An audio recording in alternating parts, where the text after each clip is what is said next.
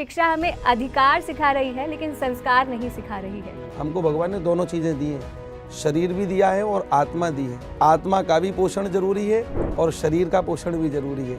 जो हम आधुनिक ज्ञान अपने स्कूल में जाकर के प्राप्त कर रहे हैं, वो सारा ज्ञान जो है हमको बाह्य जगत से जोड़ता है, और जो संस्कारों का ज्ञान स्वाध्याय, ध्यान, समाधि, योग ये अंतर जगत की यात्रा से जोड़ता है। कहते हैं भगवान तो कण कण में है, तो फिर मंदिर क्यों हमें जाना चाहिए? प्रेशर से यदि भगवान की अनुभूति करनी है तो उसके लिए एक स्थान है जहाँ दिव्य ऊर्जा का सामंजस्य होता है, संतुलन होता है, और एक पुंज दिव्य ऊर्जा का वहाँ विराजित होता है। केवल मंदिर है। बहुत सारी प्रथाएं महाराज जी ऐसी है जो हम लोग बस निभाते चले आ रहे हैं, हमें नहीं पता है उसके पीछे का क्या महत्व है। सबका साहित्यिक उद्देश्य भी है, सबका एक आध्यात्मिक उद्देश्य भी है, सबके पीछे एक वैज्ञानिक उद्देश्य भी है। कारण कई सारे हैं। नवरात्रि के समय में यदि हम साधना करते हैं, जमीन पर सोते हैं, किसी से उल्टा सीधा नहीं बोलते, मौन रहते हैं, तो अपने आप वो उस ऊर्जा का संचार होता है और अंदर छिपी हुई शक्तियाँ प्रकट हो जाती हैं। 9 दिन माता का पंडाल लगता है, हम देवी मान के उनकी पूजा करते हैं, और उन्हीं छोटी छोटी बच्चियों के साथ हम देखते हैं कि आज इतने केस हमें सुनने को मिल रहे हैं।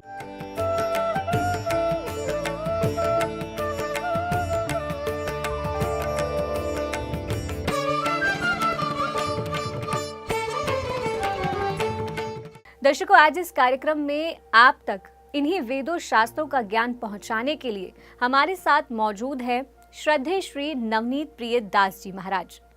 महाराज जी पूर्व में प्रोफेसर रह चुके हैं। MBA के साथ साथ कई विषयों का अध्ययन उन्होंने किया है और साथ ही कई बच्चों को इस विषय के बारे में पढ़ाया भी है। साथ ही महाराज जी को कई भाषाओं का ज्ञान भी है। इसी ज्ञान के साथ साथ वेदों शास्त्रों के ज्ञान को भी वह संस्कार उपवन केंद्र के माध्यम से बच्चों तक पहुंचा रहे हैं। महाराज जी के कई विद्यालय भी है। तो चलिए चर्चा को आगे बढ़ाते हैं और स्वागत करते हैं महाराज जी का। महाराज जी, आपका कार्यक्रम में बहुत बहुत स्वागत है। धन्यवाद।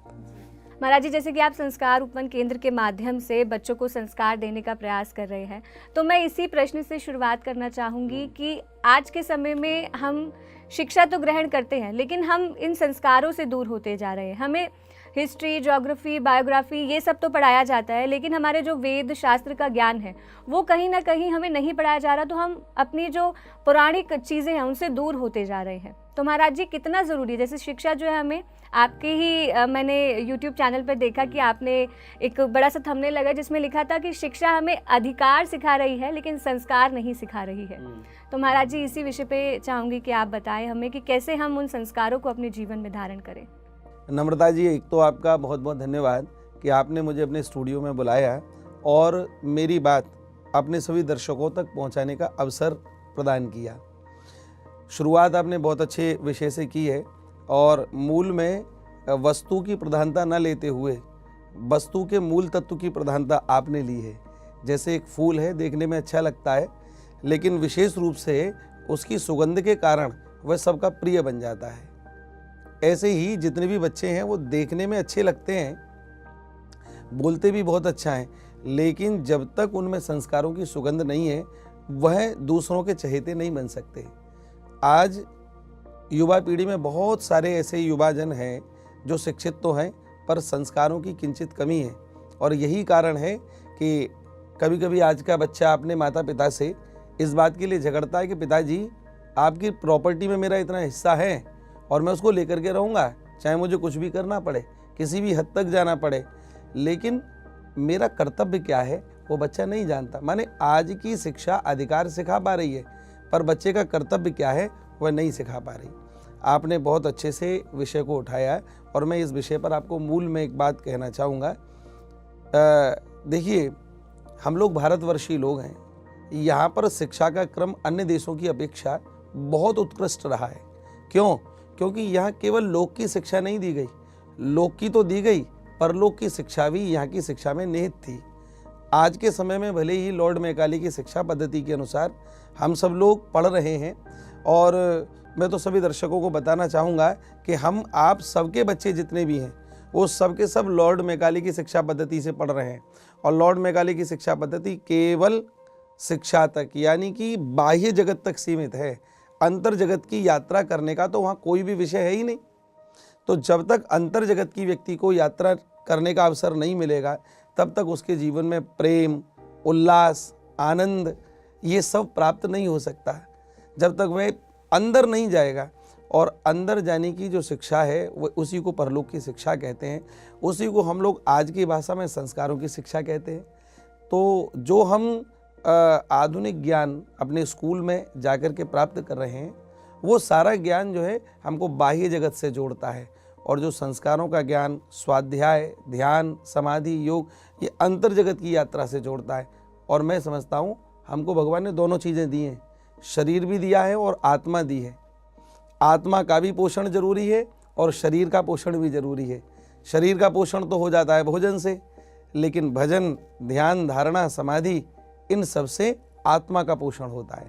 तो हम लोग जो मूल में कार्य कर रहे हैं वो इसी विषय को लेकर के कर रहे हैं कि बच्चों को केवल आधा अधूरा ज्ञान न दिया जाए जिससे वह समाज के संतुलन में नुकसानदायक बने। हम तो उनको वह ज्ञान देना चाहते हैं कि जिससे उनके जीवन का संतुलन बन जाए, और ऐसा संतुलन उनके जीवन में बने कि ऐसा समूह बने, अच्छे समाज का, संतुलित समाज का निर्माण हो, और हमारा देश उन्नत हो, उत्कृष्ट हो, सर्वोत्तम हो, और सारे के सारे पुनः इसको विश्वगुरु कहने लग जाएं। तो इसलिए मैं शिक्षा के साथ संस्कारों पर कार्य कर रहा हूँ, और यही मेरा मूल विषय है कि बच्चों में संस्कार आए। संस्कारों की शिक्षा यदि बच्चा ले लेता है तो वह कम से कम किसी भी क्रिमिनल एक्टिविटी से बचता है, वह ड्रग के एडिक्शन से बचता है, वह अपने माता पिताओं को संवेदनहीन होकर के घर से कम बाहर नहीं निकालता है। तो आज के समय में मैं जिस विषय पर कार्य कर रहा हूँ, संस्कारों का विषय, वो बहुत आवश्यक है। और मैं समझता हूँ कि आप सबको ये समझना चाहिए कि बच्चों को शिक्षा तो दें, पर उससे अधिक संस्कारों पर भी ध्यान दें।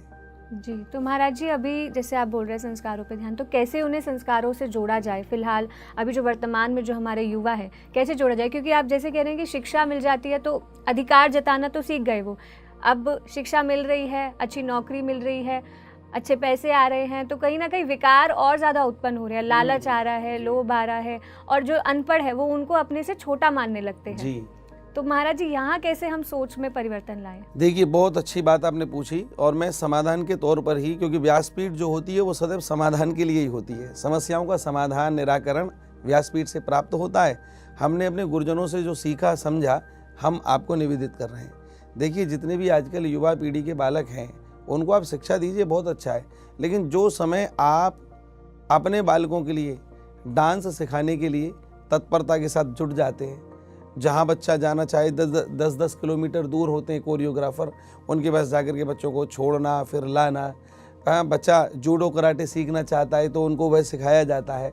बच्चा और कोई भी एक्टिविटी चाहता है उसको हम लोग बड़े तन्मयता के साथ प्रदान करते हैं, लेकिन जितनी तन्मयता के साथ हम लोग बच्चों को जूडो कराटे, डांस, अन्य एक्टिविटीज़ में लगाते हैं, ऐसे ही यदि थोड़ा समय संस्कारों के सृजन के लिए दे दिया जाए तो मैं समझता हूँ कि बच्चा जीवन के किसी भी मोड़ पर परेशानी में खड़ा हो जाए तो वह परेशानी की स्थिति में डगमगाएगा नहीं, स्थिर रहेगा, अच्छे निर्णय लेगा। अब वो कैसे होगा? पहला काम, एक तो अपने बालकों को उत्कृष्ट संग दिया जाए। अपनी आंखों के आगे दो प्रकार की वस्तुओं को हम लोग रख सकते हैं, एक उत्कृष्ट को और एक निकृष्ट को। उत्कृष्ट को देखेंगे तो उत्कृष्ट बनेंगे, निकृष्ट को देखेंगे तो निकृष्ट बनेंगे। अपने बालकों के सामने अच्छी वस्तुओं का प्रयोग किया जाए। और मैं एक बात आपको विशेष बता दूं नम्रता जी, कि आज के समय में बच्चा सिखाने से नहीं सीखता, बच्चा देखने से सीखता है। सबसे पहले संस्कारवान माता पिता को बनना पड़ेगा, तब जाकर के वे संस्कारों की शिक्षा बच्चों को देंगे।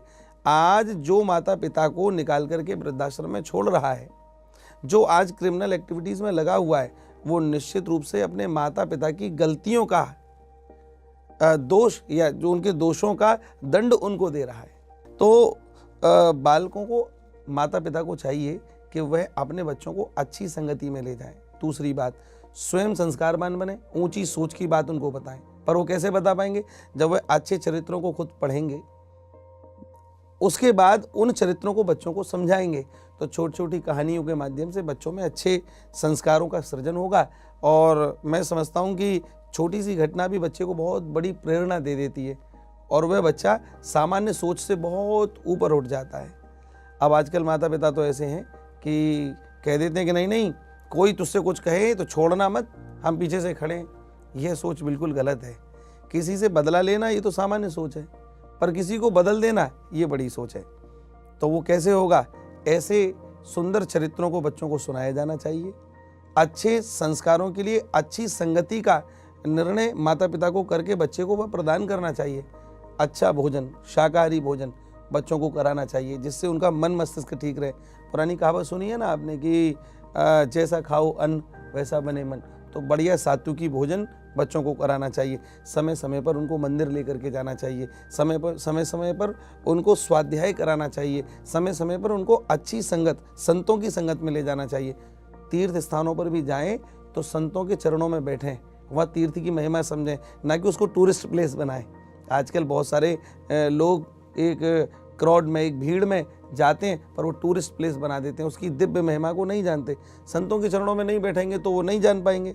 इसलिए मेरा निवेदन है कि यदि बच्चों में संस्कारों का कार्य अगर आपको करना है तो पहले माता पिता को संस्कारी होना पड़ेगा, और फिर उसके बाद में बच्चों के आगे वो उत्कृष्ट चीज़ें रखनी होंगी जिससे उसका व्यक्तित्व उत्कृष्ट बने। जी, तो यानी कि पहले माता पिता को ये जो कथा सत्संग है इसमें जाना चाहिए, जुड़ना चाहिए, स्वयं जो हमारे वेद शास्त्र है उनका अध्ययन करना चाहिए, तभी वो आगे बच्चों को ये शिक्षा दे पाएंगे।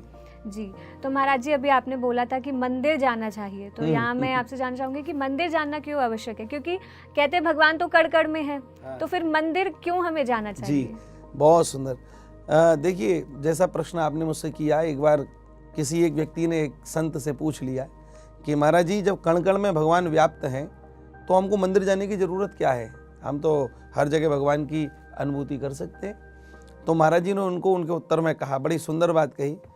उन्होंने पूछा, क्यों भैया, एक बात बताओ, तुम्हारे पास में वाहन क्या है? तो कहा, महाराज जी मेरे पास स्कूटी है।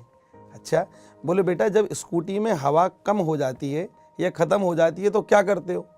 तो उसने प्रेम से उत्तर दिया, प्रेशर पर जाता हूँ और हवा भरवाता हूँ। अरे बोले, प्रेशर पर जाने की ज़रूरत क्या है? जब सारे संसार में हवा चल रही है, हर जगह हवा व्याप्त है, तो उस हवा का ही प्रयोग करो और अपनी स्कूटी में भर लो। तो हंस करके कहने लगा, महाराज जी how can it be possible, ऐसा कैसे संभव है? अरे नहीं, हवा चारों तरफ है लेकिन फिर भी प्रेशर से ही भरी जा सकती है। बिल्कुल ऐसे ही प्रेशर से यदि भगवान की अनुभूति करनी है तो उसके लिए एक स्थान है जहाँ दिव्य ऊर्जा का सामंजस्य होता है, संतुलन होता है, और एक पुंज दिव्य ऊर्जा का वहाँ विराजित होता है, वो केवल मंदिर है। भगवान भले ही कण कण में व्याप्त हैं, हवा चारों तरफ चल रही है, लेकिन स्कूटी के टायर में भरवाना होगा तो प्रेशर से ही भरेगी। ऐसे ही भगवान की अनुभूति हमको दिव्य भाव में करनी है तो मंदिर जाना आवश्यक है। और देखिए एक बात और है, मंदिर में गुरुजनों का संग मिलता है, अच्छे लोगों का संग मिलता है, तो उनको देख करके कभी कभी ऐसा लगता है कि हमारी उपासना में थोड़ी कमी चल रही है, देखो हमसे श्रेष्ठ उपासना ये कर रहे हैं, तो हम लोग थोड़ा सा उनसे संतुलन की स्थिति में आते हैं तो लगता है कि हाँ हमको ऊपर की ओर उठना चाहिए, देख करके प्रेरणा मिलती है। फिर वहाँ पर संतों का संग मिलता है, वहाँ पर कुछ ऐसी वाणी ग्रंथ, कुछ ऐसे वाक्य लिखे होते हैं जिन वाक्यों को पढ़कर की प्रेरणा मिलती है। और मैं समझता हूँ कि सभी को संगठित होने का आज जो वर्तमान में आवश्यकता है उसका भी एक केंद्र मंदिर है। तो मंदिर सभी को जाना चाहिए, सभी को जाना चाहिए। और मंदिर में जो कार्य होते हैं, माथे पर चंदन लगाना और पूजा इत्यादि करना, आरती इत्यादि करना, साधना करना, बैठ करके ध्यान करना, ये सब बच्चों को करना चाहिए, मैं समझता हूँ। तो महाराज जी अभी आपने फिर से तिलक की बात करी, चंदन लगाते हैं माथे पर, तो कुछ बहुत सारी प्रथाएं महाराज जी ऐसी है जो हम लोग बस निभाते चले आ रहे हैं, हमें नहीं पता है उसके पीछे का क्या महत्व है। तो यहाँ मैं जो तिलक के पीछे का वैज्ञानिक कारण है मैं वो आपसे जानना चाहूँ। हाँ नम्रता जी, बहुत अच्छी बात पूछी। बहुत सारे लोग पूछते हैं, जिनको हम लोगों ने बता दिया वो तो उसका पालन करते हैं, लेकिन बहुत सारे आज भी ऐसे लोग हैं जो माथे पर चंदन तो लगा लेते हैं लेकिन उसकी महिमा को नहीं जानते। मैं आपको संक्षेप में उसकी महिमा बता देता हूँ। देखिए ये जो तिलक है ना, ये भगवान के चरण हैं और हम लोग अपने मस्तक पर धारण करते हैं। क्यों? क्योंकि हमारे जो इष्ट हैं, जो हमारा ध्यान रखते हैं, उनके चरण यदि हम माथे पर रखेंगे तो निश्चित रूप से वो हमारा ध्यान रखेंगे। एक बात तो यह है। दूसरी बात, एक हस्ताक्षर केवल गवर्नर का एक कागज के टुकड़े को नोट में बदल देता है। ये हस्ताक्षर की महिमा है कि साइन होने के बाद एक कागज का टुकड़ा नोट बन जाता है। तो ऐसे ही यदि हम माथे पर भगवान के हस्ताक्षर रूपी चरणों को विराजित कर लेते हैं तो उसके बाद में ये सारे ग्रह नक्षत्र जो टेढ़ी टेढ़ी नज़रों से हमको देखते हैं, शुक्र शनिवार ये हमारे ऊपर हावी होते हैं, एकदम सब स्थिर हो जाते हैं। अरे बोले भाई भगवान के चरण आ गए, हस्ताक्षर हो गए, यानी कि ये उनका जन है, इसलिए भी हम लोगों को माथे पर तिलक लगाना चाहिए। दूसरी बात, जब माथे पर ये केंद्र बिंदु है, यहाँ सारे ध्यान का केंद्र यहीं से प्रारंभ होता है, तो यहाँ पर यदि शीतलता रहती है तो ध्यान लगाने में आसानी रहती है। सभी को माथे पर चंदन लगाना चाहिए। अच्छा, एक बात और मैं आपको बताऊं, हमारे यहाँ भारतवर्ष में विभिन्न प्रकार के तिलकों की प्रधानता है। सभी अपने अपने संप्रदाय, अपने अपने जो धर्म है उनके आचरण के अनुसार तिलक लगाते हैं। अब देखिए, तिलक में भी एक बढ़िया संदेश मिला हुआ है। हमको कुछ पढ़ाया जाता है और शैव और वैष्णवों में झगड़ा हुआ है, मैं नहीं मानता। क्यों? क्योंकि पुराना जो इतिहास है वो बहुत सही इतिहास है, लेकिन कुछ वामपंथी लोगों ने उसमें मिलावट कर दी और ये उल्टी सीधी बातें प्रस्तुत कर दी। अब आप खुद ही साइंटिफिक वे में समझिए, जो भगवान राम तिलक लगाते हैं वो ऐसा है लंबा जैसे त्रिशूल, 3 उसमें धारियां हैं। आपने सबने देखा होगा 3 धारियां। मैं श्रोताओं का भी ध्यान चाहूँगा कि 3 धारियां हैं, वो त्रिशूल के आकार में है। यानी कि इसका अर्थ है कि भगवान शंकर का जो आयुध है, जो अस्त्र है, उसको आदर के भाव से भगवान राम अपने मस्तक पर धारण करते हैं। और आप देखिए, भगवान शंकर त्रिपुंड धारण करते हैं, वो त्रिपुंड का आकार धनुष के जैसा है, धनुष भगवान राम धारण करते हैं। तो जब इन दोनों का इतना प्रेम है आपस में, तो शैव और वैष्णव कहाँ से झगड़ सकते हैं? कहाँ से ये बातें नई नई पैदा हो जाती हैं? तो एक जो माथे का तिलक है ना, ये भी एक संदेश देता है कि भाई हम लोग आपस में सब एक हैं। और देखिए, तिलक की अलग अलग महिमा है। माथे पर जब हम लोग तिलक लगाते हैं तो आपने देखा होगा, गौड़ीय वैष्णव जो चैतन्य महाप्रभु जी को मानते हैं, वो ऐसा लगाते हैं कि नीचे एक नुकीला सा नाक तक लगाया जाता है तिलक। तो नुकीला वो जो क्या है, इनको कहते हैं कि बोले ये भगवान कृष्ण के चरणारविंद हैं, और जो नुकीला नीचे तक आता है वो तुलसी का पत्ता है, भगवान के चरणों में लगा हुआ तुलसी का पत्ता नाक तक। हमारे यहाँ निम्बार्क संप्रदाय में जैसे मैंने तिलक लगाया, तो हम लोगों में ऐसी मान्यता है कि ये अष्ट सखियों का समूह खड़ा हुआ है और बीच में सर्वेश्वर भगवान काले रंग की बिंदी में विराजमान है। दोनों युगल राधा कृष्ण विराजित हैं। और जब हम लोग यहाँ पर भी तिलक लगा लेते हैं ना, तो ये तिलक एक निधिवन राज की या वृंदावन की रूप संरचना का विस्तार करता है। माने ये जो है, मानो सारा वृंदावन है और बीच में सखियाँ खड़ी हैं और हम लोग श्री युगल का ध्यान कर रहे हैं। रामानंदी संतों में भी तिलक लगाया जाता है, तो दोनों ओर पीला, बीच में लाल और नीचे नाक तक लगाते हैं। तो उन्होंने विचार किया हुआ, बोले ये राम जी खड़े हैं, ये लखनलाल जी खड़े हैं, बीच में जानकी जी लाल रंग में खड़ी हैं, और ये जो नीचे नाक तक लगाया, ये नीचे कौन है? ये हनुमान जी विराजमान है। ऐसी भी भावना है, कितनी पवित्र भावना है। और एक बात और यहाँ पर है, हमारे यहाँ नाक तक तिलक लगाने की परंपरा क्यों है? जबकि ये तो तिलक यहाँ तक होना चाहिए, लेकिन नाक तक हम लोग तिलक क्यों लगाते हैं? इसके पीछे मुगल काल का इतिहास छिपा हुआ है। मुगल काल में ऐसे ऐसे दुष्ट कुछ मुस्लिम होते थे जो जानबूझ करके भारतवर्ष खासकर सनातन धर्मियों को परेशान करने के लिए उनके जिस जीभ से मांस को खाते थे, उस जीभ से उस तिलक को चाट जाते थे। तो तब संतों के प्रति, सब संतों के आगे सब कहा गया, महाराज हमारे तिलक को चाट करके और ये हमको कष्ट देते हैं, हमारे तिलक का अनादर करते हैं। तब संतों ने आज्ञा करी, ठीक है, अब से तिलक यहाँ से नहीं लगेगा, अब से नाक से लगेगा। कबीर दास जी महाराज ने सबसे पहले इसी प्रथा को प्रारंभ किया। वहाँ के एक लंबी धारी सफ़ेद रंग की, ये कबीर पंथी जनों में तिलक की परंपरा है। तो यहाँ से तिलक लगाना शुरू किया, बोले अब चाटो हमारी नाक को। तो तब से वो चाटना बंद हुआ, यानी कि तब से प्रारंभ हो गया कि नाक से तिलक लगाने की परंपरा हो गई, जबकि तिलक तो यहाँ से है। और अंत में एक बात और आपको कहूँगा कि तिलक में एक विशेष बात और है। हम जैसे वैष्णवीय जगत के जनों के लिए तिलक सबसे अधिक श्रेष्ठ और मान्यता प्रधान है, जो हमारे कल्याण का सबसे बड़ा सूचक है। हमारे यहाँ संत जन गुरुजन कहते हैं कि भाई मृत्यु के समय में एक समय को गले में कफ अटक जाए और अंत में राम का नाम ना निकले तो कल्याण कैसे होगा? तो बोले केवल माथे का तिलक भी अगर होगा ना, तो भी यमदूत हमको नहीं पकड़ेंगे, वैष्णवीय पार्षद भगवान विष्णु के पार्षद आकर के हमको स्वीकार करेंगे। तो गला बंद हो जाए, आंख से दिखना बंद हो जाए, कान बंद हो जाए, कर केवल माथे पर लगा हुआ तिलक भी हमारे कल्याण का कारक बन सकता है। तो ये तिलक की महिमा है। इसके अलावा भी बहुत तिलक की महिमा है, लेकिन समय कम है तो उसके अनुसार मैंने थोड़ी सी बात आपको बताई। महाराज जी, थोड़ी सी बात में ही बहुत सारी नई बातें पता चली है, क्योंकि इतने विस्तार से कोई तिलक की महिमा को नहीं जानता होगा कि हर तिलक के पीछे का क्या महत्व है। जी महाराज जी, आप यहाँ जो बात कर रहे हैं कि वैदिक शिक्षा से हमें जुड़ना चाहिए, मैं यहाँ पे स्त्रियों के बारे में भी आपसे थोड़ा जानना चाहूँगी कि स्त्रियों को कितनी ज़रूरत है जागरूक होने की, क्योंकि उनको भी ज़रूरत है कि वो भी ये जाने कि वो भी शक्ति का स्वरूप है। तो इस विषय पर आप क्या कहना चाहेंगे? पुनः मैं वही बात कहूँगा कि हमारे धर्म ग्रंथों में स्त्रियों के अधिकार, स्त्रियों की सीमाएं, पुरुषों के अधिकार और पुरुषों की सीमाएं, सबका वर्णन है। जब तक उन धर्म ग्रंथों को खोल करके व्यक्ति नहीं देखेगा, तब तक वह उच्छृंखल रहेगा, अपनी निज स्थिति को न जानते हुए। अरे भाई, जब तुमको पता है कि मुझे भगवान ने इतनी शक्तियाँ दी हैं और आपको पता चल जाए तो आप उसका सदुपयोग करोगे, और जब तक आपको उन शक्तियों का पता ही नहीं है, तब तक आपके पास ऊर्जा होने के बाद में भी आप उस ऊर्जा को नष्ट करोगे।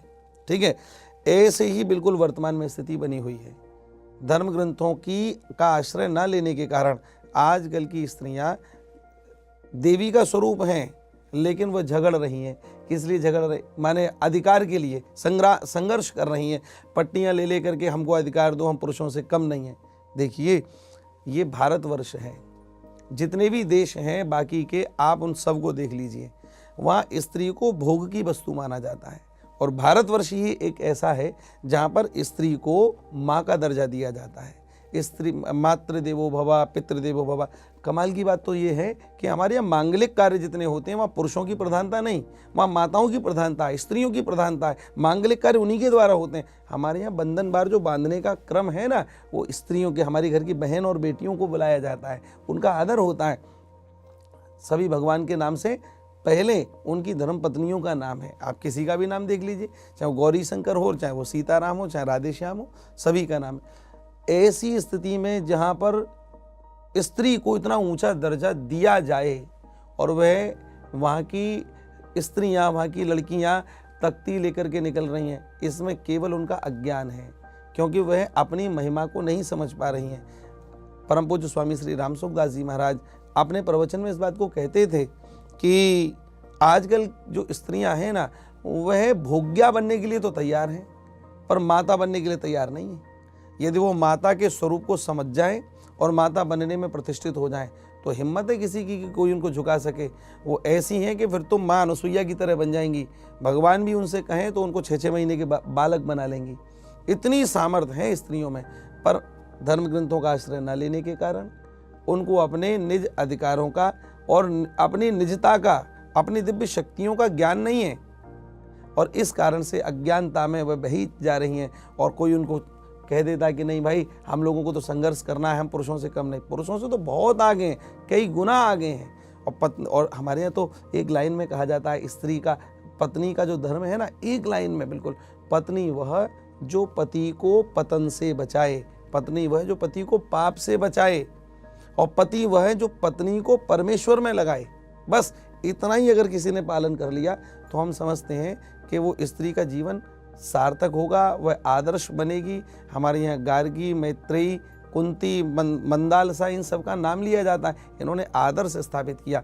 इनके चरित्रों को सभी स्त्रियों को पढ़ना चाहिए, फिर तो सिंह वाहिनी हो जाएंगी। हिम्मत है किसी की कोई उनको आँख उठा करके देख सके, पर इन चरित्रों को वह पढ़े तो निश्चित रूप से कभी भी स्त्रियों को किसी भी प्रताड़ना का कारण नहीं बनना पड़ेगा, कोई प्रताड़ित नहीं होगी, मुझे ऐसा लगता है। ये मेरा अपना व्यक्तिगत विचार है। महाराज जी, अभी आपने बहुत सारी बातें बताई कि जैसे आपने बोला कि ये चरित्र हमें पढ़ने चाहिए, उससे पहले भी आपने कहा था कि छोटी छोटी स्टोरीज हमें पढ़नी चाहिए, और अभी आपने कहा था कि एक डर होगा मन में कि हमें ये सज़ा मिलेगी, ऐसा होगा। तो यहाँ मुझे नवरात्रों के बाद 10वें दिन जो दशहरे का पर्व मनाया जाता है, तो यहाँ मुझे वो वृत्तांत याद आ रहा है जिसमें आज भी रावण ने जैसे माता सीता का हरण किया था, तो आज भी हम रावण का जो पुतला है वो जलाते हैं, जो हमें यही याद दिलाता है कि बुराई पर अच्छाई का जो प्रतीक है, जो जीत हुई, तो वो यही याद दिलाता है। तो यहाँ से मैं वही रिलेट कर पा रही हूँ कि अगर हम पढ़ें उन चरित्रों को तो हम कितना कुछ सीख सकते हैं। जी बिल्कुल बिल्कुल, बहुत कुछ सीख सकते हैं। और रामचरित्र को पढ़ने के बाद में यही पता चलता है कि कितनी भी उन्होंने संघर्ष अपने जीवन में किया। 14 वर्ष वनवास में रहे, पिता की बात का आदर किया, हनुमान जी से मैत्री करके, सुग्रीव से मैत्री करके, और फिर आगे तक वह जानकी जी की खोज में गए।